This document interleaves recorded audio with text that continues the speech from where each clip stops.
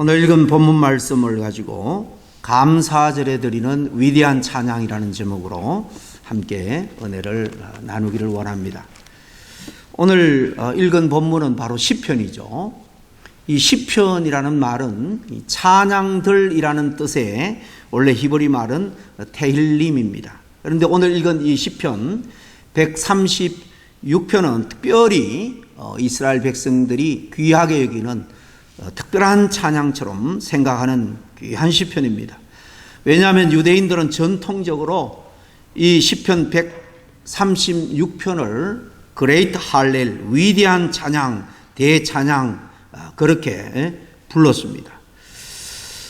왜 이들이 이 시편 36편을 이렇게 위대한 찬양, 특별히 대찬양 이렇게 불렀을까요?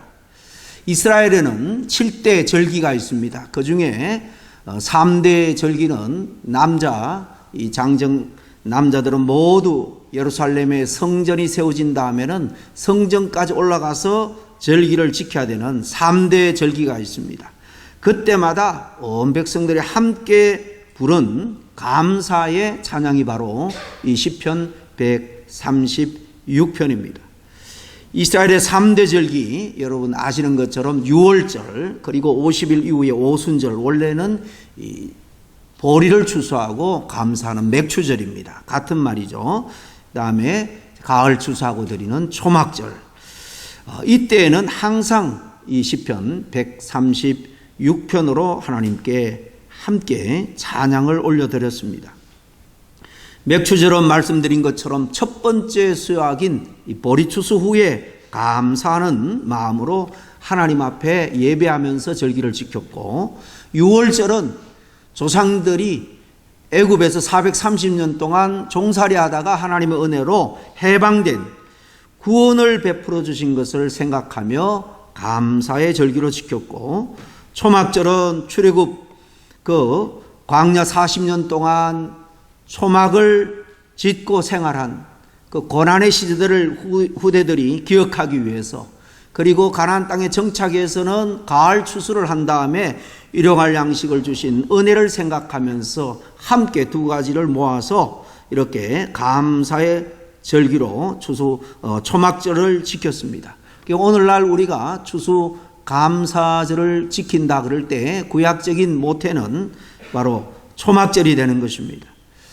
봄에는 맥추절을, 여름에는 유월절을, 그리고 가을 풍성한 거지를 한 다음에는 초막절을 지킨 것입니다. 이때마다 이스라엘 백성들은 바로 이 시편 136편으로 하나님께 감사 찬양을 드렸습니다. 제사를 드릴 때 보통 레위지파 찬양대가 있는데요, 그들이 성가를, 찬양을 인도했다면 이 3대 절기에서만큼은 온 백성들이 함께 이 찬양을 시편 36편으로 찬양을 했다는 것입니다. 오늘 10절부터 봤습니다마는 1절부터 전체 보면 똑같은 패턴으로 되어 있습니다. 먼저 하나님이 어떤 분인가, 우리에게 어떤 은혜와 정말 능력을 베풀어 주셨는가, 그것을 말씀하고 그 인자가 많으신 그 하나님께 감사하라, 그렇게 이 시편 기자는 말씀합니다. 근데 이 앞 소절은 제사장들이 선창을 하고 그 인자하심이 영원함이로다, 매절마다 후렴구처럼 나오죠. 이것은 온 백성들이 함께 소리를 높여서 제창을 했다는 것입니다. 이렇게 한 절도 빠짐없이 하나님께 감사하라, 감사하라, 감사하라 라고 매절마다 시편 기자가 강조하고 있는 것은 우리가 살아가는 동안 매일매일 순간마다 호흡마다 하나님께 감사하며 살라, 사실 그런 깊은 뜻이 여기 숨어 있는 것입니다. 하나님의 백성이라면 우리가 무엇을 늘 이렇게 감사하며 살아가야 되겠습니까? 오늘 특별히 추수감사절을 맞아서 이 대목을 같이 우리가 확인해 보려고 합니다. 그리고 우리들도 같은 이유로 정말 늘 감사하는 신앙생활을 하기를 원합니다. 첫째로 먼저 그들은 출애굽 사건을 감사하고 있는 것을 봅니다. 오늘 10절부터 읽었는데요. 15절까지 보면 하나같이 다 출애굽 사건에 대한 감사로 되어 있습니다. 우리가 평생 감사하며 찬양해야 될 첫 번째 이유가 바로 이것입니다. 아니 대체 구약의 이스라엘 백성들의 그 출애굽 사건, 그게 우리와 무슨 상관이 있는가, 이렇게 생각하는 분도 있을 것입니다. 그러나 믿는 우리 모두에게는 사실 영적인 의미로 보면 우리에게도 이 출애굽 사건과 똑같은 사건이 이미 저와 여러분에게도 일어났습니다. 그렇기 때문에 지금 저와 여러분은 하나님 앞에 이렇게 감사 예배를 드리고 있는 거예요. 유대인들은 430년간 애굽에서 종살이 하다가 거기서 탈출하게 되었는데 그 과정이 쉽지가 않았죠. 여러 재앙에도 불구하고 이 애굽의 왕 바로는 고집을 꺾지 않고 이스라엘 백성들을 순순히 내어놓지 않았기 때문입니다. 마침내 하나님이 애굽의 모든 장자를 치는 10번째 대재앙을 내리십니다. 그러자 그때 비로소 바로가 두 손을 들고 항복을 하죠. 왜냐하면 자기 대를 이을, 왕위를 이을 장자도 그때 희생이 되었기 때문입니다. 이렇게 애굽의 탈출이 극적으로 성사된 것을 우리는 너무나도 잘 압니다. 마찬가지입니다. 하나님이 이스라엘에게 일찍이 모세를 선택하고 준비시켜 주셔서 보내준 것처럼 우리에게도 하나밖에 없는 독생자를 일찍이 계획 가운데 준비하셔서 보내주셨습니다. 결국 죄 가운데 멸망할 수밖에 없는 이 세상으로부터 저와 여러분을 출애굽하게 해준 겁니다. 믿는 자들의 이보다 더 값진 복은 없습니다. 우리가 평생 잊어서는 안 될 가장 위대한 하나님의 은혜인 겁니다. 애국과 같은 죄악된 세상에서 우리를 구출하시기 위해서 예수님께서 어린 양에 희생된 그 양처럼 친히 십자가에서 희생되었기 때문입니다. 하나님은 독생자를 희생시키는 그 엄청난 대가를 치렀습니다. 우리는 믿음이라는 은혜의 선물로 하나님의 구원의 반열에 들어가게 되었지만은 하나님 편에서는 가장 귀한 독생자를 희생시킨 사건인 겁니다. 자식들을 대표하는 장자가 죽어가는 그 무서운 애굽의 재앙에서 하나님의 백성들이 하나도 다치거나 죽지 않고 구원받은 것, 우리가 잘 아는 것처럼 주님의 지시에 따라 어린 양을 잡아 그 피를 문설주와 임방에 발랐기 때문입니다. 그 희생의 피를 보고 하나님이 죽음의 사자를 내보내냈을 때 다 그 집은 패스오버, 넘어간 겁니다. 사망의 역사가 그 집에는 조금도 영향을 끼치지 못했습니다. 하나님께서 보내신 죽음의 사자들이 바로 다른 게 아니라 희생 양의 피를 보고 그 가정은 다 보호해 준 것입니다. 그러나 언약의 어린 양의 피가 없는 그 애굽 사람들의 집은 어김없이 하나님의 그 죽음의 사자가 들어가서 장자를 다 쳤습니다. 우리도 사실은 다 그렇게 죽을 수밖에 운명에 있었습니다. 그러나 우리는 어린 양처럼 오셔서 십자가에 달려 돌아가신 예수님의 보혈로 말미암아 놀라운 은혜, 죽음을 패스오버하는, 뛰어넘는 그런 은혜를 다 받아 누리게 된 것입니다. 우리 주님이 유월절 어린 양처럼 십자가에 달려 피 흘려 죽었기 때문에 우리는 죄의 종살이에서부터 탈출해서 하나님의 백성으로 구원을 받고 자인으로 살게 된 것입니다. 그리고 죽음을 극복한 영원한 생명, 영생의 축복을 우리는 영원토록 누리게 된 겁니다. 그래서 성경은 우리 주님을 항상 비유할 때 유월절 어린 양으로 그렇게 비유하는 것을 많이 찾아볼 수 있습니다. 마태복음 26장 2절, 주님께서 십자가에 달려 돌아가시기 전에 이렇게 말합니다. 너희가 아는 바와 같이 이틀이 지나면 유월절이라 인자가 십자가에 못 박히기 위하여 할 일이라 하시더라 그랬습니다. 주님은 유월절 절기 때에 어린 양처럼 십자가에 달려 돌아가셨습니다. 결코 우연이 아니라 하나님께서 어린 양의 사명을 감당할 수 있도록 하기 위해서 바로 그때에 십자가를 지도록 다 계획하시고 때가 되매 주님께서 대속의 죽음을 바로 그때 죽으신 겁니다. 그분은 이렇게 유월절 희생양처럼 실제로 우리를 위해서 죽으심으로 말미암아 우리는 죄와 영원한 사망으로부터 자유함을 얻게 된 것입니다. 바울은 그런 의미를 고린도전서 5장 7절에 더욱 분명하게 말합니다. 너희는 누룩 없는 자인데 새 덩어리가 되기 위하여 묵은 누룩을 내버리라. 우리의 유월절 양 곧 그리스도께서 희생되었느니라. 이처럼 그리스도가 유월절 그 어린 양처럼 십자가에 달려 돌아가셨다는 것입니다. 옛날에 우리 사는 집들 자가가 있으면은 그 소유권을 당당하게 이렇게 드러내기 위해서 가장의 문패를 아주 크게 대문에다 붙이곤 합니다.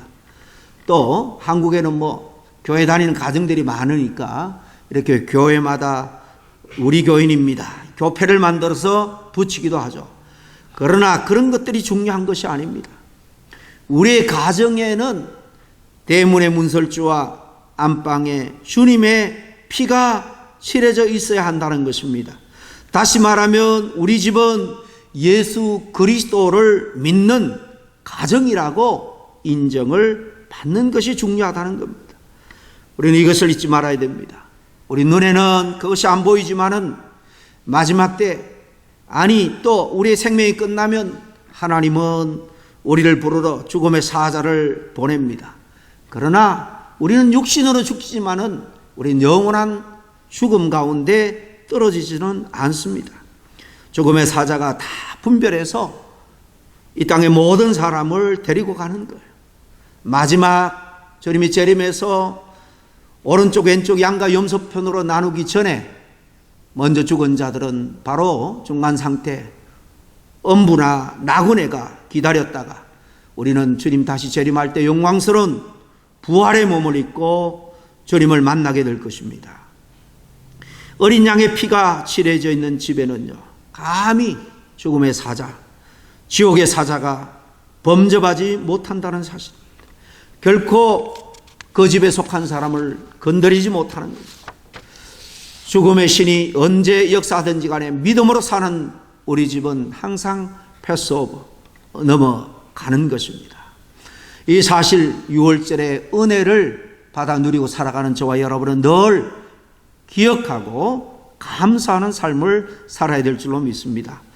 늘 구원의 은혜에 대해 감사 찬양이 우리 마음에서 흘러 넘치는 그런 남은 생이 될 수 있기를 주의 이름으로 간절히 축원합니다. 그 어떤 복이나 죄와 사망으로부터 우리를 구속하신 것보다도 더 큰 은혜는 없는 것입니다.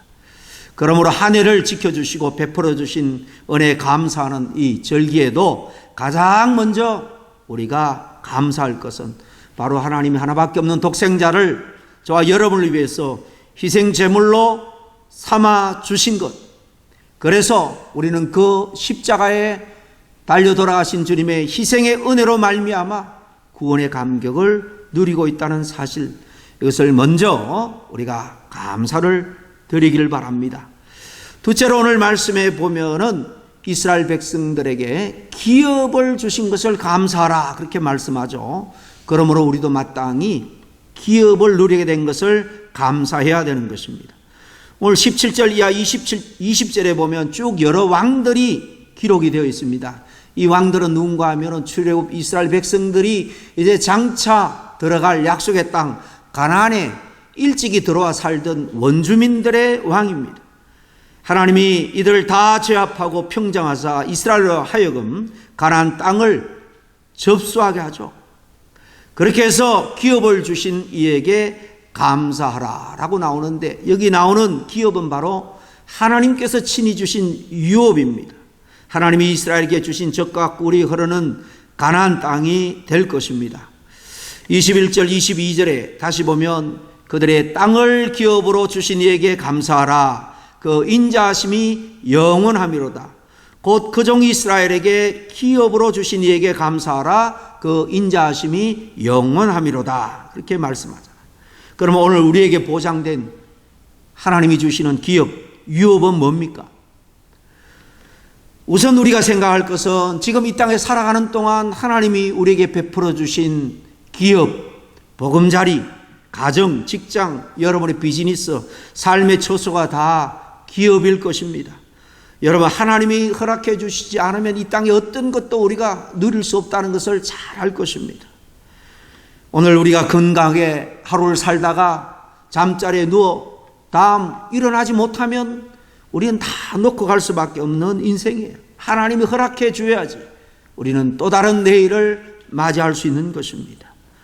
어젯밤 운명을 달리한 사람들은 오늘 이 아침을 맞기를 얼마나 고대했는지 모를 거예요. 그러나 저와 여러분, 하나님의 은혜로 이 복된 하루를 또 맞이하게 된 것입니다. 이렇게 마땅히 하나님께서 주신 터전들을 생각할 때 우리는 감사해야 됩니다. 그러나 우리가 이 땅에 누리는 것은 영원하지 못합니다. 잘 되다가도 못 될 수 있고 내 손에 있다가도 금방 떠나가 버릴 수도 있습니다. 이럴 수 있습니다. 그러나 하나님은 우리에게 영원한 유업을 약속하고 계십니다. 여러분, 그게 뭡니까? 바로 새하늘과 새 땅, 하나님의 나라죠. 천국입니다. 이것이 우리의 최상 최대 유업입니다.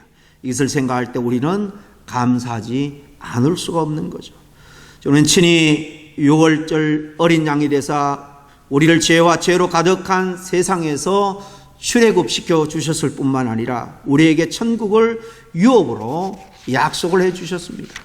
여러분, 이거 하나만으로도 모든 조건을 다 초월해서 우리는 감사하며 살아야 되는 겁니다. 그런데도 현대 그리스도인들 중에는 천국의 그 유업에 대해서 무덤덤하게 살아가는 사람들이 얼마나 많은지 모릅니다. 그러나 우리 기독교는 한마디로 말하면 같이 천국 가자는 정도입니다. 기독교에서 천국 빠지면은요, 사실 애들 말로 안 꼽는 찐빵이 되고 맙니다. 아무런 의미가 없다는 거예요. 다른 종교와 우리 기독교가 다를 바가 없게 되는 것입니다. 그래서 제대로 믿는 신앙인이라면 천국의 이 영광스러운 유업 때문에 우리는 오늘도 하나님 앞에 헌신하며 예배할 수 있습니다. 주님의 기쁨을 위해서 우리는 정말 희생도 마다하지 않고 감내할 수 있는 것입니다. 천국에 대한 소망도 믿음도 없이 여러분 세상을 마감한다, 여러분 생각해 보시길 바랍니다. 죽음 앞에 섰을 때, 죽음의 사자가 이 땅에 부르러 왔을 때 그 순간 여러분 얼마나 처참하겠습니까? 그 인생의 마지막 가는 길이 얼마나 더덥고 쓸쓸한지 모릅니다. 불신자는 말할 것 없고 교회 다녀도 천국에 대한 믿음이 없이 신앙생활을 하는 사람들은 긍정적인 그런 희망이 없기 때문에 신앙생활에 기쁨이 없습니다. 여러분, 정말 우리에게 분명한 천국에 대한 소망, 하나님이 약속한 유업이 확실하게 우리에게 보장되어 있다는 사실을 여러분은 믿으십니까? 이것은 세상의 그 어떤 것도 흔들 수 없는 분명한 사실입니다. 감사 생활은 결코 억지로 되는 것이 아니죠. 이렇게 우리 안에 믿음으로 하나님께서 약속하신 유업, 천국을 볼 수 있는 영안이 있을 때, 믿음의 눈이 있을 때 우리는 진심 어린 감사를 오늘날 살아갈 때 당하는 어떤 삶의 환경과 여건 상관없이 우리는 감사할 수 있을 겁니다. 애굽에서 종살이 그리고 광야에서 고단한 그 나그네 생활을 하다가 하나님께서 예배하신 그 가나안 땅에 들어가서 절기를 지키고 제사를 드릴 때 그 기업을 주신 하나님께 여러분 감사의 마음이 얼마나 그 마음 깊은 곳에서 흘러 넘쳐 났겠습니까? 요즘 한국에서는 노년에 죽기 전까지 꼭 재산의 일부는 쥐고 있어라, 그래야 자식들에게 무시당하지 않는다, 어른들 사이에 그렇게 말들을 한다고 합니다. 자식들이 가난한 부모는 잘 찾아보지도 효도하지도 않기 때문입니다. 왜 그럴까요? 재산 가진 부모의 자식들이 교육을 잘 받아서 효성이 깊어서 그런 건 아닙니다. 자식들이 가난한 부모에게는 상속받을 유업이 없기 때문에 정성을 들이고 공을 들일 필요가 없다고 느낀다는 것입니다. 그런데 우리에게는 부모의 재산 정도가 아니라 썩지 아니할 천국의 유업이 우리에게 약속되어 있고 보장되어 있습니다. 세상에서 이보다 더 크고 위대한 유산이 또 있을까요?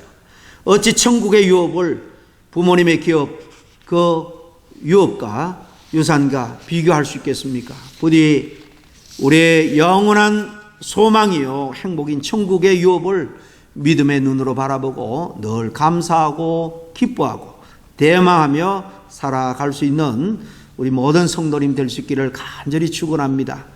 오늘 마지막 25절에 보면은 일용할 양식을 주신 것에 대해서 감사하라 그러죠. 모든 육체에게 먹을 것을 주신 이에게 감사하라. 그 인자심이 영원하미로다 그랬습니다. 출애굽은 그들에게 있어서 과거의 사건에 대해서 감사하는 것입니다. 그리고 기업은 물론 그 땅에서 지금 약속의 땅에 살고 있지만은 저 미래의 완전한 유업을 바라보며 감사하는 것입니다.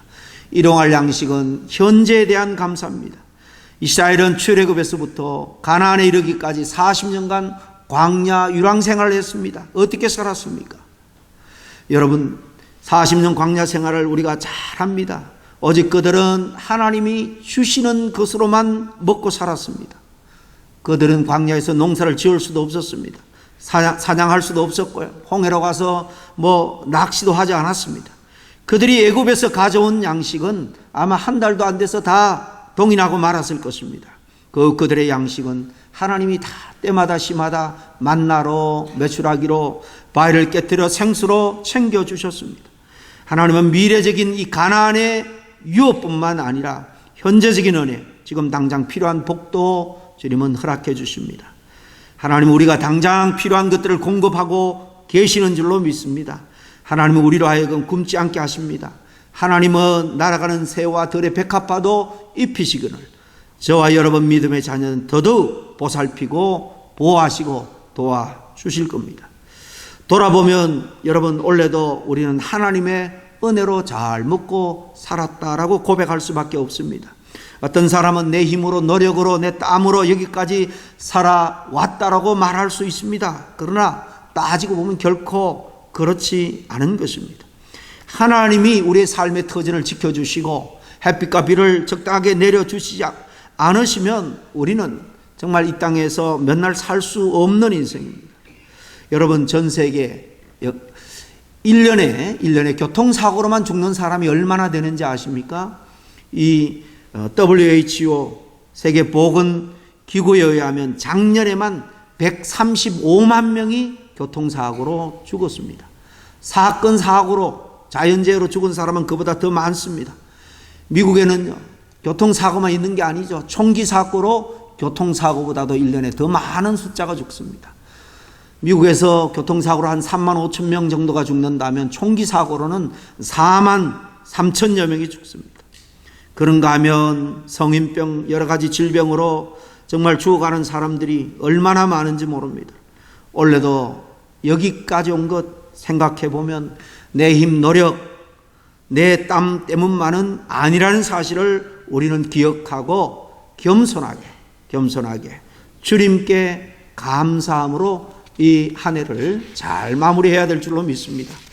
추수감사절을 맞아 다시 한번 우리가 날마다 또 순간마다 쉬지 않고 찬양해야 될 감사의 이 항목들을 오늘 말씀을 통해서 마음에 새길 수 있기를 바랍니다.